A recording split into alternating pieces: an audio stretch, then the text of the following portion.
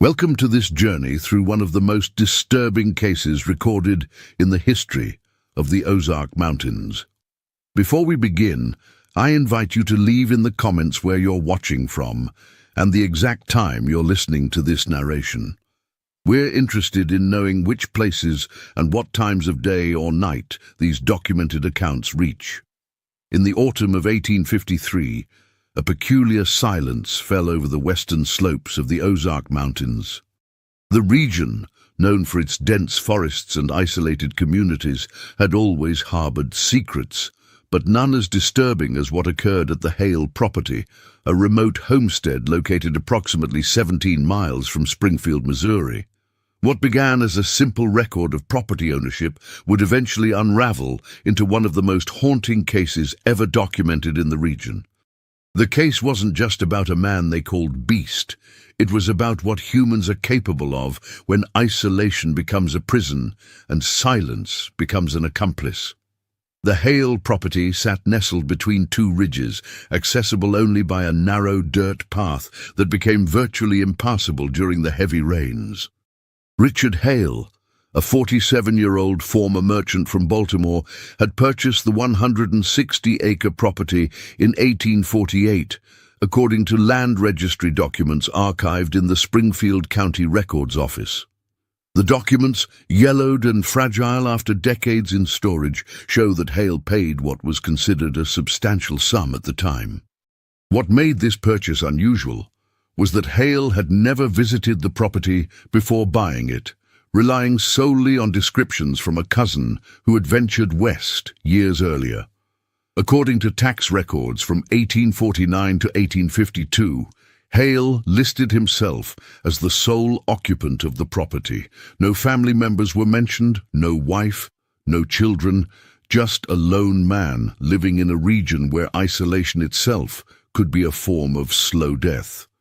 Neighbors, though few and far between in those parts, would later tell investigators that Hale rarely ventured into town, perhaps once every 2 or 3 months for supplies. When he did, he spoke little, handled his business efficiently, and returned to his mountain property before nightfall. Those who encountered him described him as educated in speech but weathered in appearance, with eyes that seemed to look through you rather than at you, according to a statement given by James Miller, the general store owner in Springfield. What the official records didn't show, what would only come to light years later, was that Hale was not alone on that mountain property. According to a journal discovered during the renovations of the old Springfield courthouse in 1964, Hale had brought with him a slave from Maryland. The slave's name, according to the journal entries, was Moses Green. The journal, written by a court clerk named Samuel Wilson, mentioned that Green had been purchased by Hale in 1845, 3 years before their move west. Wilson's journal entries were brief, factual, with little elaboration. But one entry from October 1848 noted, "R. Hale departed west today, took with him provisions, tools, seeds, and his slave, M. Green. Curious business, as he tells no one of his intentions there." The relationship between Hale and Green would have remained obscure, lost to history like so many other untold stories of that era, if not for what happened in the winter of 1853. What made this case particularly disturbing wasn't just what occurred, but how the community responded, with a silence that was both deliberate and devastating. The Ozarks in 1853 were still largely untamed. The forests were thick, the winters harsh. Survival required preparation, knowledge, and community support when times grew difficult. For those living in isolation, winter could be a death sentence if proper preparations hadn't been made. According to meteorological records preserved by the Army Corps stationed in Jefferson City, the winter of 1853 was particularly severe. Snow fell as early as October, and temperatures dropped well below what was typical for the region. For the residents scattered throughout the mountains, this meant hunkering down, relying on stored food and firewood until spring thawed the frozen landscape. For Richard Hale and Moses Green, that winter would be their last together on the mountain. By spring, one would be dead, and the other changed forever by what transpired in that remote cabin. The events that would later come to light began unfolding in late November, when the first heavy snow blanketed the Ozarks. According to later testimony, Richard Hale had sustained an injury earlier that fall while clearing timber from the northern section of his property. A tree had fallen unpredictably, crushing Hale's right leg below the knee. Under normal circumstances, such an injury would have necessitated immediate medical attention, perhaps even amputation. But the nearest doctor was in Springfield, a journey impossible to make with such an injury and increasingly treacherous as winter approached. It was at this point that the dynamic between Hale and Green began to shift. According to an account later provided by Ezekiel Thompson, a trapper who occasionally traded with Hale, he visited the property in early December and found Hale bedridden, his leg badly infected. The smell in that cabin, Thompson later told authorities, was something I won't ever forget, like death already had a grip on him. What surprised Thompson more than Hale's condition was the behavior of Green. The colored man wasn't acting like any slave I'd ever seen. He was giving Hale instructions, telling him he needed to drink a tea he'd made, checking the wound like he was the master there. This inversion of roles apparently disturbed Thompson enough that he mentioned it to a few people in Springfield when he next visited. According to courthouse records, Thompson told the sheriff that something wasn't right up at the Hale place. But with winter fully set in and no crime apparent, no action was taken. What happened over the following weeks would be pieced together later from multiple sources. Hale's own journal, recovered from the property, letters Hale had written but never sent, and perhaps most significantly, the testimony of Moses Green himself, though how reliable that testimony was, would become a matter of considerable debate. Hale's journal, water-damaged but partially legible, painted a picture of a man in agony, both physical and psychological. The handwriting deteriorated as the entries progressed, suggesting his condition was worsening. An entry from December 12th read, "Fever worsens. G says the poultice is drawing out infection, but pain is unbearable. He watches me constantly now." Another entry, dated December 20th, was more disturbing. "G refuses to help me write letters for help, says past too dangerous now. I believe he wants me to die here." As Hale's condition deteriorated, Moses Green assumed more control over their shared environment. According to what Green would later tell authorities, he was simply trying to keep them both alive through the winter.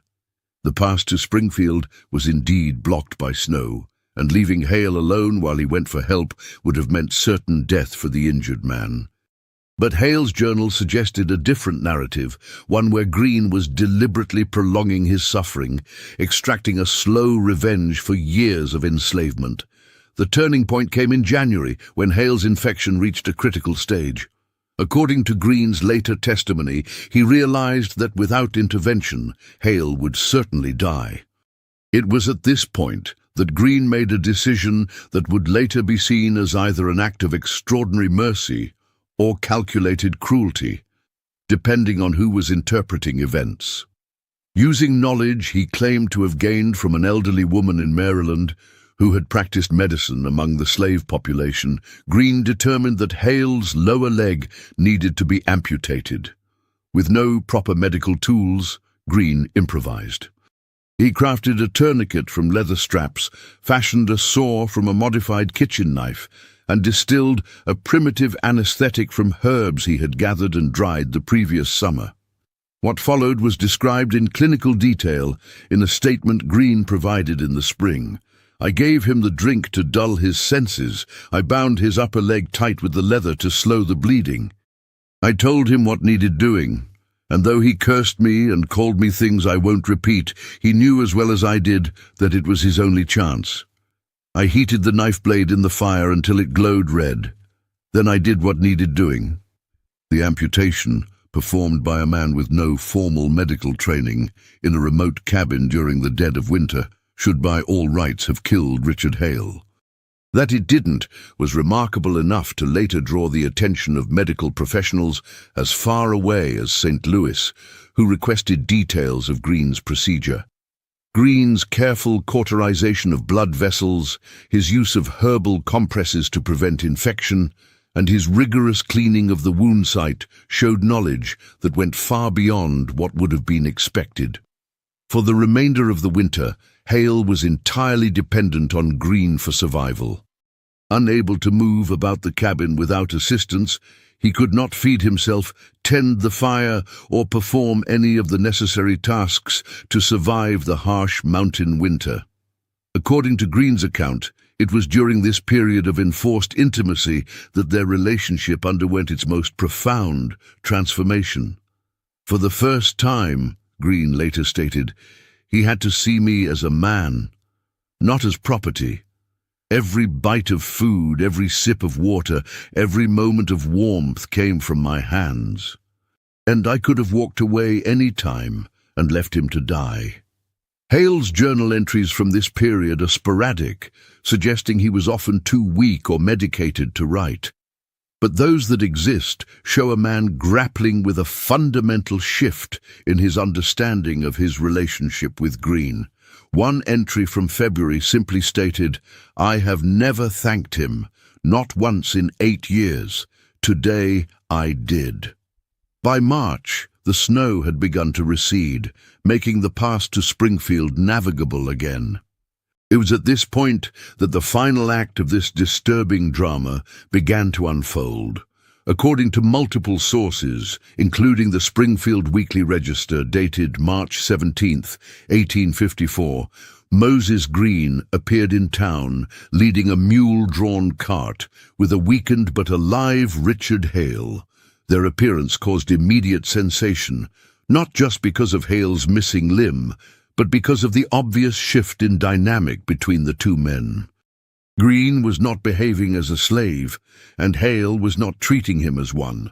The local doctor, William Crawford, examined Hale and declared the amputation as skillfully done as any I've seen performed by trained surgeons. Crawford's medical notes, preserved in the Springfield Historical Society archives, express particular amazement at the prosthetic leg Green had fashioned for Hale. Crafted from seasoned oak with a complex joint mechanism that allowed for remarkably natural movement, the prosthetic was described by Crawford as an invention of significant medical value, showing mechanical genius I wouldn't have thought possible from an untrained mind.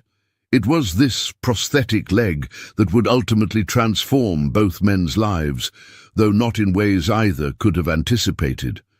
News of the remarkable medical procedure and innovative prosthetics spread quickly. By April, a journalist from St. Louis had traveled to Springfield to interview both men. The resulting article, published in the St. Louis Gazette on April 23, 1854, described Green as a natural genius whose skills in medicine and mechanics have been hidden behind the cruel veil of servitude. The article noted that several doctors had expressed interest in learning Green's techniques for amputation and prosthetic design. What the article didn't mention, what wouldn't come to light until documents were discovered during a courthouse renovation in 1965, was the complex legal situation that was unfolding behind the scenes. According to court records, Richard Hale did something unprecedented in that region and era. He filed papers to free Moses Green. The manumission documents, dated May 12, 1854, stated, "I hereby relinquish all claim and ownership of the man Moses Green, acknowledging his full freedom and right to the fruits of his own labor." What made these documents particularly unusual was an addendum in which Hale assigned Green partial ownership of the mountain property and full rights to any proceeds from his prosthetic design. This legal arrangement was radical enough to cause significant controversy in pre-Civil War Missouri.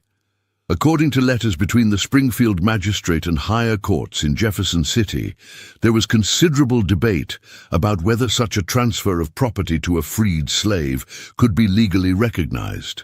While Missouri was technically a slave state, the remote Ozark region had relatively few large slave owners compared to the plantation regions elsewhere in the South. Still, the precedent of recognizing a former slave as a business partner of a white man was troubling to many authorities. What happened next reveals the darkest aspects of this case, the community response that transformed a story of unlikely redemption into one of horror. On June 3, 1854, a group of men from Springfield and the surrounding areas rode to the Hale property. According to witness statements given years later, the group consisted of between 7 and 10 men, including at least 2 prominent business owners and a cousin of the county sheriff. Their stated purpose, according to their own later testimony, was to investigate rumors of improper relations between Hale and his former slave. What exactly occurred at the property that day has never been fully established. Richard Hale was found dead the next morning by Ezekiel Thompson, who had come to trade for furs. Hale's body showed signs of severe beating. Moses Green was missing, as were all prototypes of the prosthetic leg and the notebooks containing his designs. The official investigation, such as it was, concluded quickly. The sheriff's report, a mere 2 paragraphs, stated that Richard Hale, having previously suffered the loss of a limb, likely fell and suffered fatal injuries during a theft at his property. His former slave, Moses Green, is sought for questioning regarding the theft and possible involvement in Hale's death. This narrative, that Green had murdered his former master and fled with his invention, became the accepted truth in the region. A bounty was posted for Green's capture, and notices were sent to neighboring counties describing him as dangerous and ungrateful. The notices made special mention of Green's height and build, referring to him as the one they called Beast on account of his size and strength. The reality, as documents discovered nearly a century later would suggest, was far different. In 1967, during the demolition of an abandoned warehouse in St. Louis, workers discovered a hidden compartment containing a leather satchel. Inside were papers belonging to Moses Green, including journal entries, technical drawings of prosthetic designs, and letters never sent. These documents, now housed in the Missouri Historical Society, tell a very different version of what happened after Richard Hale's death. According to Green's journal, he had been warned by Ezekiel Thompson that men from town were planning to visit the property.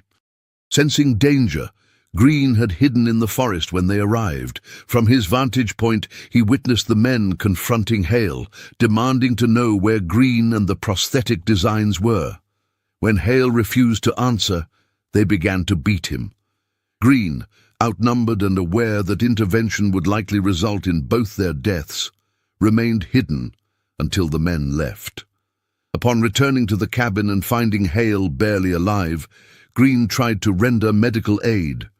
According to his journal entry dated June 3rd, I tried everything I knew, applied compresses to the bleeding, set his broken arm, but the damage inside was too great.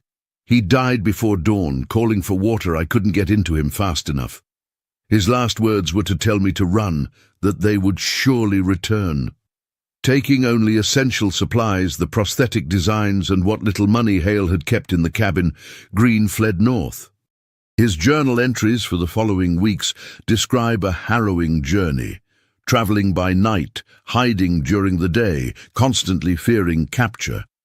Eventually, he made his way to St. Louis, where he found shelter with a community of free black dock workers. It was in St. Louis that Green attempted to find a manufacturer for his prosthetic design. His journal describes meetings with several medical equipment suppliers, all of whom expressed initial interest in his design until they learned the inventor was black. One entry from August 1854 reads, "Third rejection this week. Mr. Harrison examined the drawings for nearly an hour, called them revolutionary and brilliant. then asked when he could meet the white doctor who created them. When I explained they were my designs, his demeanor changed entirely. Said he couldn't possibly do business with me.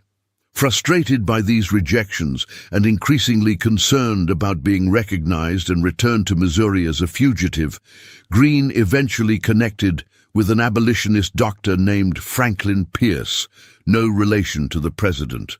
According to correspondence found in the leather satchel, Pierce recognized the value of Greene's designs and offered to present them as his own, with an agreement to share any profits. Greene's last journal entry, dated October 12, 1854, reads, "Dr. Pierce leaves for Boston tomorrow with my drawings and a prototype. He promises fair treatment and to send for me once established there. I have no choice but to trust him. My funds dwindle, and staying in one place grows more dangerous by the day. The irony doesn't escape me that the very invention meant to give a man mobility might finally allow me my freedom, though I see none of the credit for it." What happened to Moses Greene after this point remains unclear. No further journals or letters from him have ever been found. Records from the Massachusetts Medical Equipment Company, established in 1855, show that Dr. Franklin Pierce registered a patent for a revolutionary articulated prosthetic limb that bears striking resemblance to Greene's designs. The company became quite successful, with Pierce becoming wealthy from government contracts to provide prosthetics to veterans after the Civil War. No record exists of Greene ever receiving payment or acknowledgement. Back in the Ozarks, the story of Richard Hale's murder by his former slave became local legend. Embellished over time, the tale transformed Moses Greene from a skilled craftsman and healer into a monstrous figure, the Beast of Hale Mountain, who had manipulated his master and then killed him out of pure malice. This narrative persisted for generations, appearing in local histories and folklore collections well into the 20th century. The truth that a remarkable partnership had formed between these two men, that one had saved the other's life through skill and determination, that together they had created something of genuine value, and that this potential had been destroyed by the prejudice of their time, remained buried for over a century. In 1969, historian Margaret Wilson published a comprehensive examination of the case titled "The Beast That Never Was: Invention and Injustice in the Ozarks." Using the discovered documents, Wilson meticulously reconstructed the events of 1853 and 1854, challenging the entrenched narrative. Her work faced considerable resistance from local historical societies, many of whom refused to acknowledge this revised history. The Hale property itself has long since returned to wilderness. No structure remains of the cabin where these events unfolded. In 1972, a small marker was placed approximately where the property was believed to have been, reading simply, "Site of the Hale Greene Homestead, 1848 to 1854. Let truth prevail over legend." Few visitors ever see this marker, hidden as it is by the dense Ozark forest that has reclaimed the land. Those who make the difficult journey report an unusual heaviness to the air, a silence more profound than seems natural. Perhaps it's merely suggestion, the power of knowing what transpired there. Or perhaps it's something more, the lingering echo of a truth suppressed, of innovation stifled, of justice denied. The prosthetic leg designed by Moses Greene, or rather the version patented by Dr. Pierce, would eventually evolve into designs still referenced in modern prosthetics. The articulated joint system, described in Pierce's patent applications as allowing natural movement closely approximating that of the human limb, established principles that would influence the field for decades to come. None of these advancements credit Moses Greene. In 2011, a graduate student at Washington University discovered correspondence between Dr. Pierce and a colleague that explicitly acknowledged Greene as the true inventor. The letter, dated 1867, states, "The clever joint mechanism was entirely the creation of the Negro green. I have merely refined what was already an ingenious design." This discovery prompted calls for historical recognition of Green's contribution to medical science, though such efforts remain largely academic. The men who rode to the Hale property that fateful day in June 1854 were never charged with any crime. Most lived out their lives in and around Springfield, prosperous and respected community members. According to town records, one eventually became mayor. Another served as a deacon in the local church for over 30 years. Their descendants still live in the region, most likely unaware of their ancestors' involvement in this dark chapter of local history.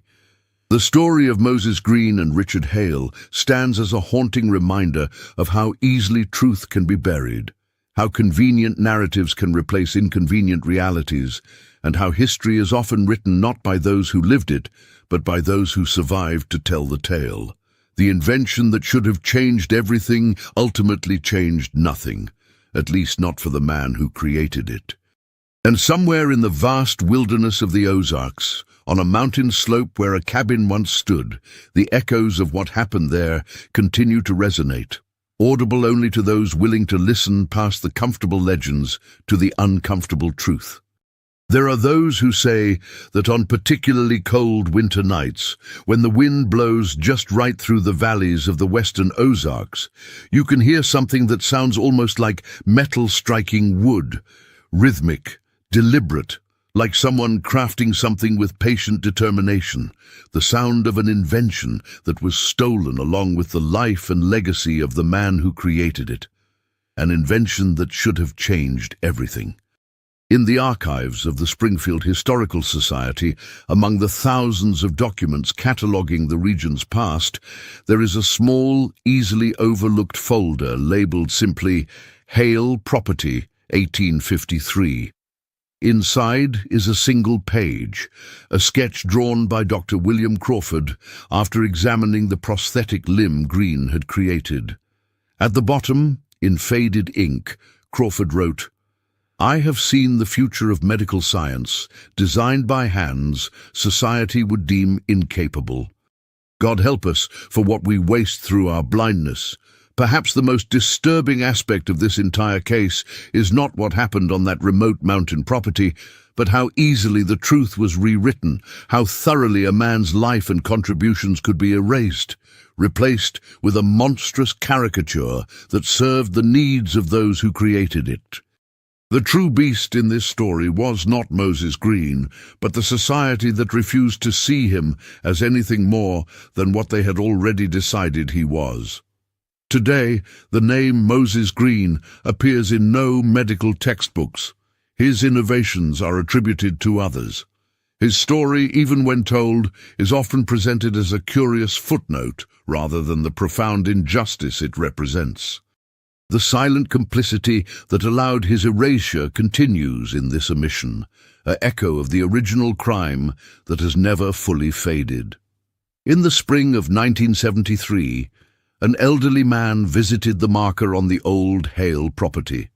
According to the forest ranger who guided him there, the man stood silently for nearly an hour, then placed a small wooden object at the base of the marker before departing.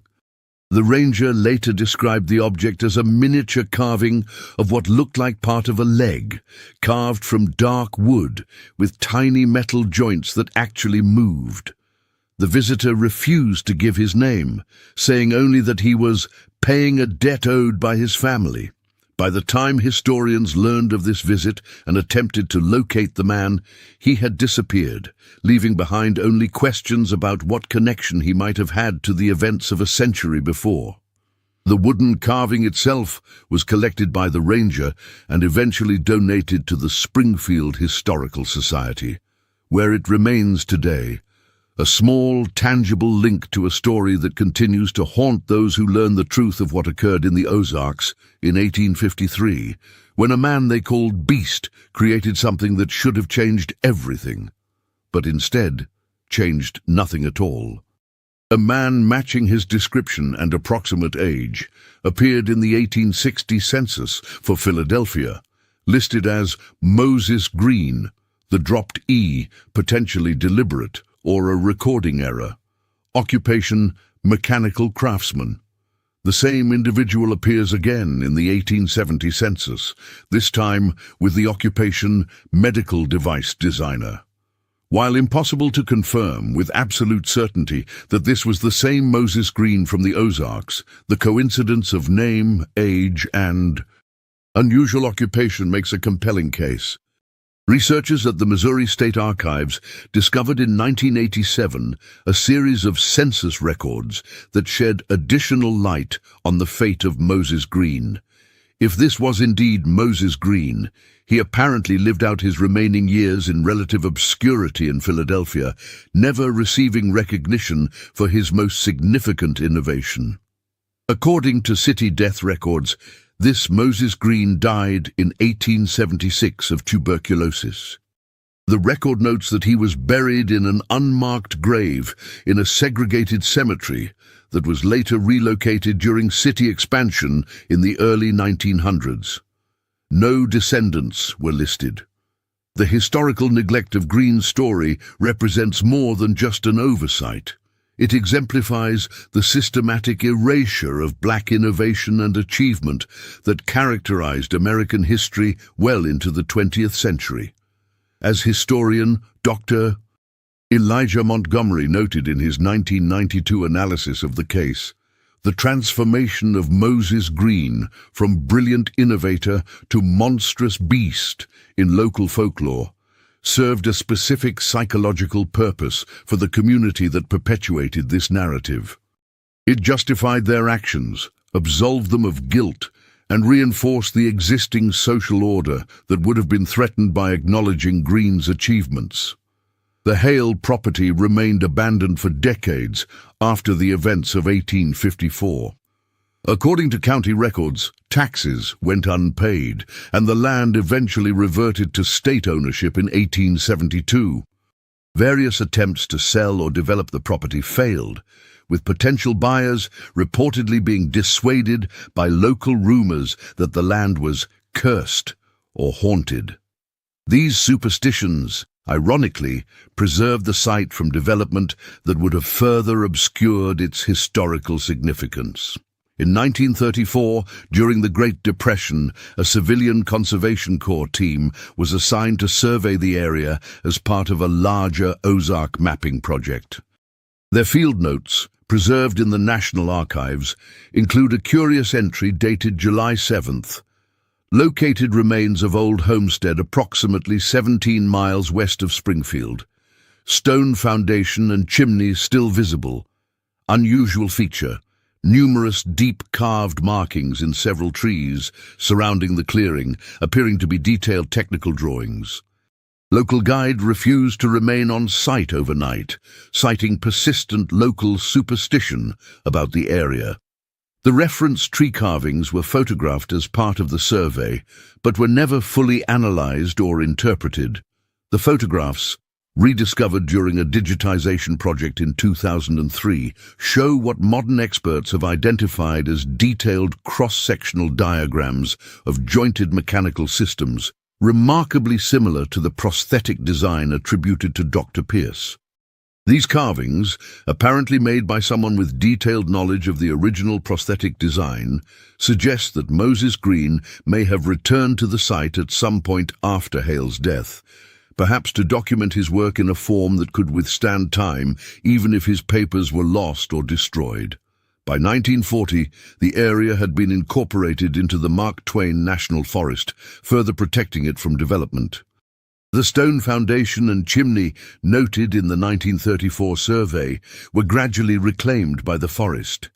By the time Margaret Wilson attempted to locate them for her 1969 book, no visible structures remained. The legend of the Beast of Hale Mountain persisted in local folklore throughout the 20th century, taking on increasingly supernatural elements as it passed through generations. By the 1950s, The story had transformed into a cautionary tale told to children about a monstrous figure who haunted the Western Ozarks, targeting those who ventured too far into the wilderness alone. The historical Moses Green and Richard Hale had been entirely subsumed by fiction. In 1995, Dr. Rebecca Carpenter, a medical historian specializing in 19th-century prosthetics, published a paper in the Journal of Medical History titled The Green Legacy: Reclaiming the Forgotten Pioneer of Modern Prosthetics. Carpenter's research connected the designs attributed to Dr. Pierce with the recovered documents of Moses Green, providing a detailed technical analysis that confirmed Green as the original inventor. Her paper concluded with a damning assessment. The medical establishment's failure to recognize Green's contributions represents one of the most significant and deliberate erasures of black achievement in medical science. Carpenter's work sparked renewed interest in the case, particularly among scholars of African American history and medical innovation.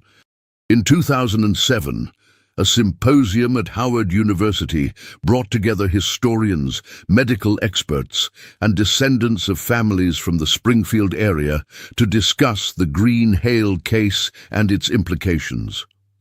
The symposium produced a formal petition to the American Medical Association and various medical history museums, requesting official recognition of Moses Green's contributions to prosthetic development.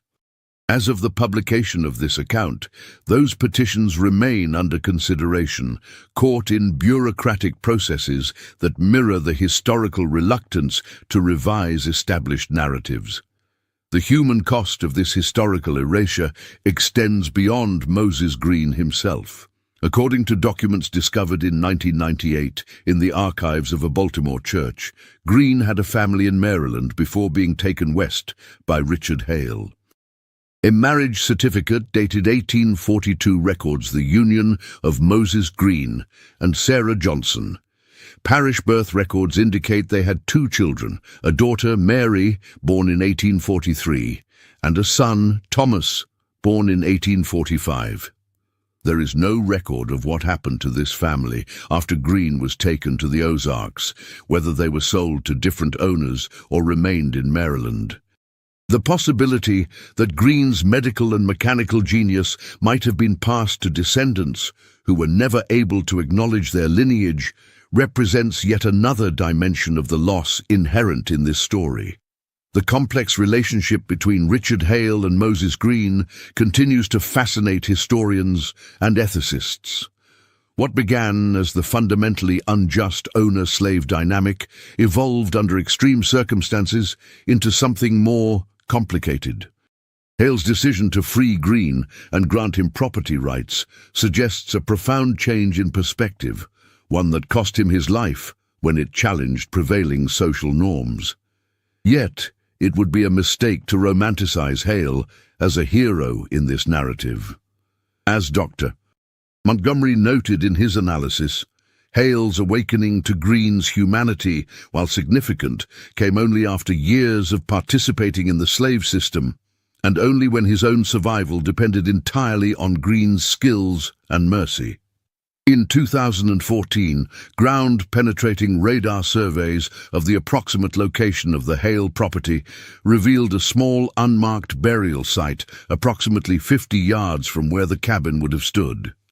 Ethical considerations and Forest Service regulations prevented excavation, but the size and orientation are consistent with burial practices of the period. Local historians speculate that this may be the final resting place of Richard Hale, buried by Moses Green before he fled north. The technical innovations in Green's prosthetic design represented a significant advance over other artificial limbs available in the mid-19th century. Most prosthetics of that era were crude devices with limited functionality, often causing pain and additional injury to the wearer. According to the technical drawings found among Green's papers, his design incorporated several revolutionary features. A cushioned socket that distributed weight more evenly, an articulated ankle that adjusted to uneven terrain, and a knee joint that locked and unlocked depending on whether weight was being applied. These features would not become standard in commercial prosthetics until the early 20th century, nearly 50 years after Green developed them. Even more remarkable was Green's integration of biomechanical principles that he had apparently deduced through observation and intuition without formal education.